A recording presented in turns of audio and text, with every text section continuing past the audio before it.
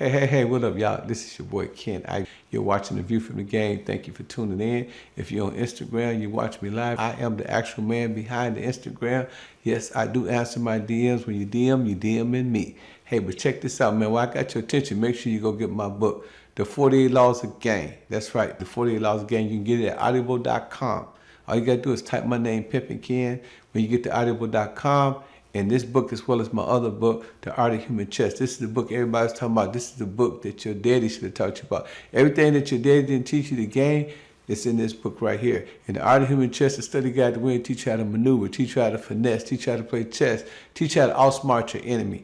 You got to get my books, classics. Hey, man, also, man, make sure you subscribe, like, and make sure you let everybody know through notification where to come and get this joint at by sharing.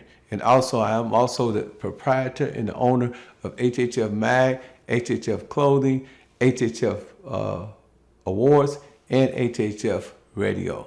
Hey, man, stay tuned, man, and go to thehiphopfraternity.com and check us out. And every Monday, we're at the Ice Bar. That's right, 5456 Fayetteville Road, Atlanta, Georgia. Every artist get in free. Every A&R get in free. Every executive get in free. Everybody is free. Artists get to perform for free, and you get to park for free. The only free game in town. I'm doing movies, and then New Jack. Then I'm with my house.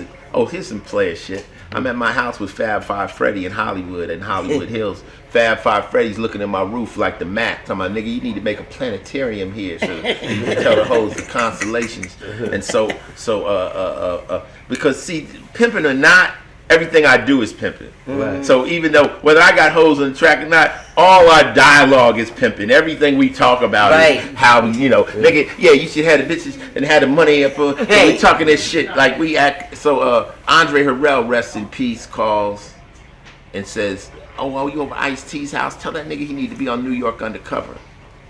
And I was like, "Fuck that shit." I said, "That's a ripoff of New Jack City." Right. Then he hit me, "Oh, black people do this. Oh, you too big now, huh?" Now they play that card. Right. So I'm like, all right, let me be on that show. I did that show. That was Dick Wolf. I did Swift Justice, Dick Wolf. I did Law and Order Exile, Dick Wolf. He kept hiring me back. I did a show called Players, Dick Wolf. That was my next question. Then I got the call to do Law and Order SVU, which I was like, nah. I was in LA trying to run a record label. And they said, come do 4 episodes. And I did 4 episodes, and I've been on that show 24 years. Man, that's big. So now the thing that I was a lot of the question that you kind of address is in most of your interviews about playing a cop. So I was scared early playing a cop, but I got over that with New Jack City. Right. Because when I did New Jack City, I had the album Original Gangster coming out. Right. So I'm like, damn, will my fans really understand me playing a cop? This is a part. I make this clear all the time. I said that I have never had a problem with the police. I have a problem with bullies. I have a problem with racists.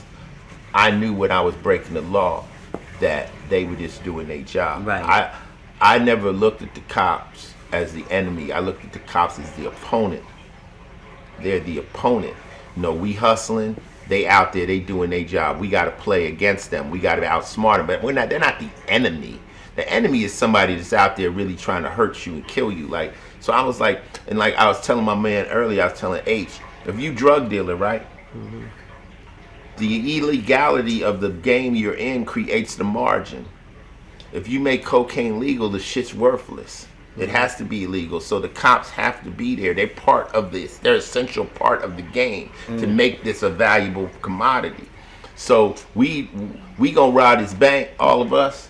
We know it's illegal. Right. He's the police, but we got to outsmart him. They're not the enemy. They're the opponent. Right. We have to beat them. Right. You got to beat them. If we get caught, we play Law and Order. We cuff up. We got attorneys. We going to get you out. Right.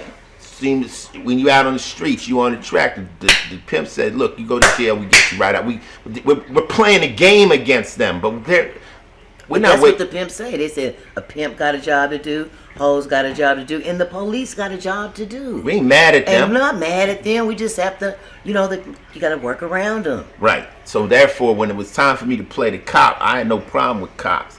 Like I said, I got a problem with fucking racists. I got a problem with bullies. Mm-hmm. and people that abuse their power. Yeah. All right. Abuse their So authority. if they got They a suckers. they suckers, whether they got a badge or not. So now I do New York do Law and Order. I mean, I'm not Law and Order. New Jack City. I'm nervous though. I'm like, no one had ever acted. Will Smith hadn't acted. Nobody. I'm the first actor that really took on a dramatic role. I was scared shitless. Like, was I ruining my whole career? But when I had the option to take it, I used to get my hair done at this place called Good Fred. I had my shit permed up. My shit was more wavy than ships in the Navy. You understand me? So I was like, but my girl Pearl, who did my hair, was like, nigga, you got a chance to be in a movie and you about to turn it down on some bullshit. She said, you niggas around here talking about no opportunities. You finally got an opportunity and you're about to turn it down. Why? Because they want you to play the police. Nigga, go play the motherfucking police. Nigga, get that money. Dude, stop tripping. Don't get caught up in this ghetto shit. Right. This ghetto mind fuck. And she checked me and I did the movie and people enjoyed the movie. And that was my step into this. Now doing Law and Order, I'm play the police. I don't give a fuck. If any niggas, because you know why? Because all my live niggas, hustlers, nigga, get that bag, nigga. Like, stop playing, nigga. Fuck that. Right. And they know I'm as far from a cop as you can get. But these corny square niggas on the street, oh, you the police. See, this one thing niggas got to know about me. I used to prey on the hood. I thought every other nigga on the corner was a sucker.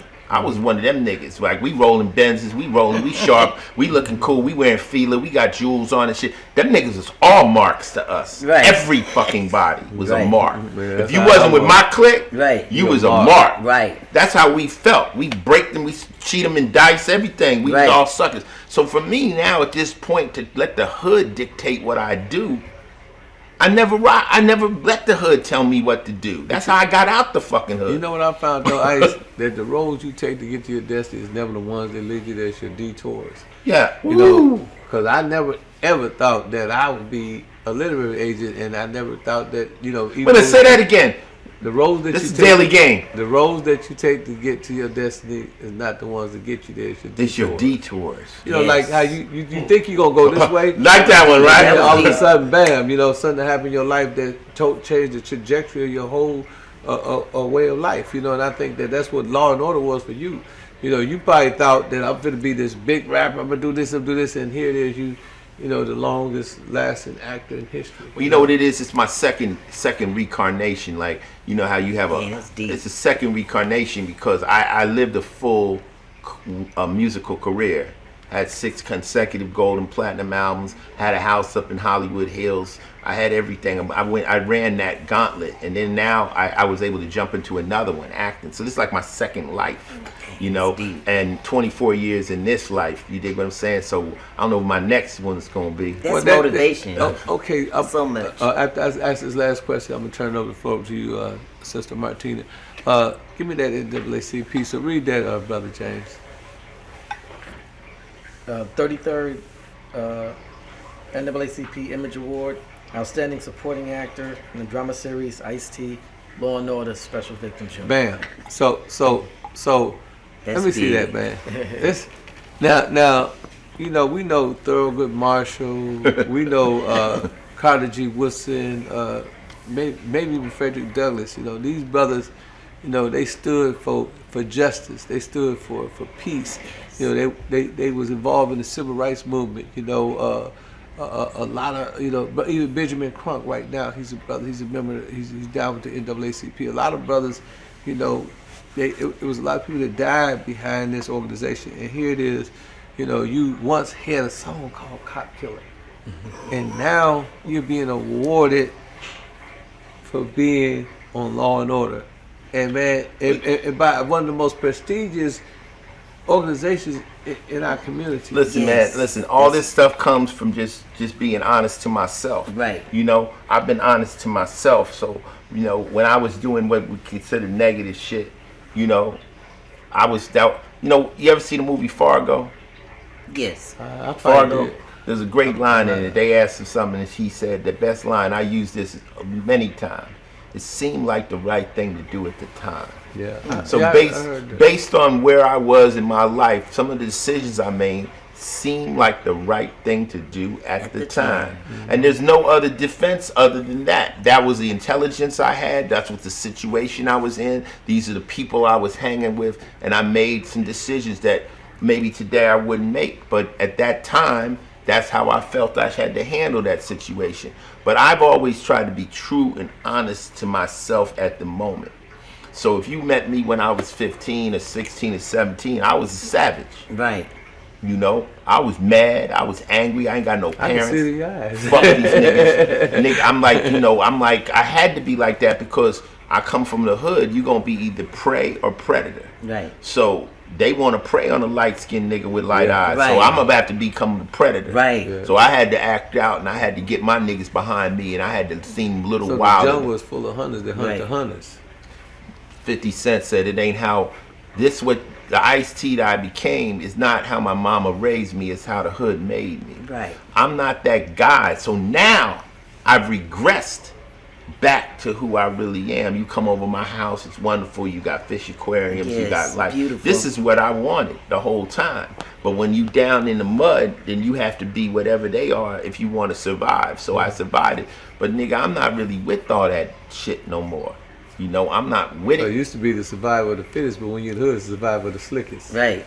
Whatever it is, somehow I managed. And so many of my friends that were so much cooler that I looked up to didn't.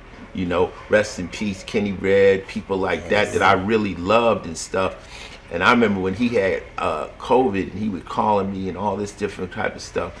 So to be still here, all I can do is try to give the game, man, because you know, they say, well, give some money. Like, how much money you think I got? I can't give every, if I get, I ain't got enough money to give every nigga in the hood $1. Right. There's Hey, you know, 28 million niggas. Hey, you know, niggas always ask me the same. They say, Ken, man, I need a jug. I said, okay, all right, I got you. But you got to wait till after my sons, then my grandsons, and then you got to wait for all the niggas that got out of jail before you. Then I got you. You know what I'm saying? I said, but you got to wait, because I said you can't help everybody that come along. But What did you say? What did you read the Bible a lot? Wasn't it the part where Jesus taught people how to fish? yeah, Yes. teach them how to fish, and they fish eat for life. Yeah, so that's what I'm trying to do. And also, I'm That's what dealing you told with me, man. I'm You told me that. I'm dealing with recovering hustlers, ex-hustlers, right. just like Barbie's over here dealing with chicks that been in the life. There is life after the life. Yes. Yeah. There is life, and that's what I'm promoting. Transitioning. Because if not, like my niggas is in prison. My boys is calling me from Pelican Bay. They calling me from Leavenworth and Lewisburg, and you know, and they tell you know what they tell me? Don't send nobody here, cuz. Don't send nobody here, cuz. I could get on an interview. This interview will get out. Them niggas will watch it. They be like, yeah, okay, Trey, that shit's right. That's right. They hold me accountable. And they also said, you never gotta lie. You lived such a wild life. Right. You never gotta lie. You got enough fucking real shit. yeah. And then you know what one of my pimp buddies told me, he said, nigga, you ain't gotta lie because they ain't gonna believe the truth. They ain't gonna believe the truth. So why even waste time lying? Tell the Right. truth, they gonna call you a liar any Right. motherfucking way. So Yeah. fuck it. Don't